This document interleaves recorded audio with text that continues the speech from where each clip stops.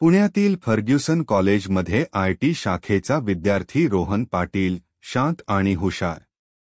त्याच्या मित्रमंडळींमध्ये सगळ्यांना आवडणारा. पण एका सोमवार सकाळी तो कॉलेजला आला नाही. वर्गात चर्चा सुरू झाली. काल रात्री त्याने गुड बाय असा मेसेज स्टेटसवर टाकला होता. सुरुवातीला सगळ्यांना वाटलं मजेत टाकलं असेल. पण संध्याकाळी बातमी आली, रोहन घरून बेपत्ता झाला आहे. त्याचा फोन बंद आणि शेवटचा लोकेशन कॉलेजच्या बॅक कॅम्पसमध्ये दाखवत होता. त्याची जवळची मैत्रीण अन्वी पोलिसांकडे जाते. तपास सुरू होतो.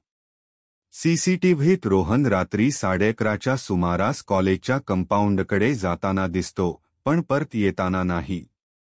त्याच्या फोनमधून एक डिलीट झालेला व्हिडिओ सापडतो जिथे तो म्हणतो, माझ्याकडे जे पुरावे आहेत ते उद्या मी सगळ्यांसमोर आणणार आहे. पुरावे कोणते? कोणी त्याच्यावर दबाव टाकला होता का?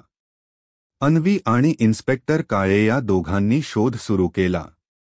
कळलं की कॉलेजमध्ये काही लोक परीक्षा प्रश्नपत्रिका गुप्तपणे विकत होते आणि रोहनने त्या मेल ट्रॅक केल्या होत्या. तपास पुढे जातो. पण त्याच वेळी कॉलेजच्या टेरेसवरून एका विद्यार्थ्याचा मोबाईल सापडतो, तोच रोहनचा.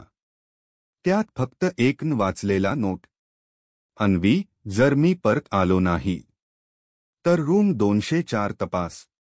रूम 204 मध्ये सीलबंद कपाटात एक हार्ड ड्राईव्ह सापडते, त्यात सर्व पुरावे. आरोपी पकडले जातात.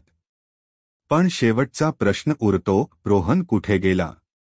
पोलिसांनी केस अनट्रेस्ड घोषित केली. शेवटच्या दृश्यात कॉलेजच्या नोटीस बोर्डावर नवीन बॅचसाठी टाइमटेबल लावलं जातं. कॅमेऱ्याने झूम केलं जातं. तिथे पिनने लावलेलं एक कागद दिसतं. I kept my promise. आणि खाली रोहन पाटील हे नाव.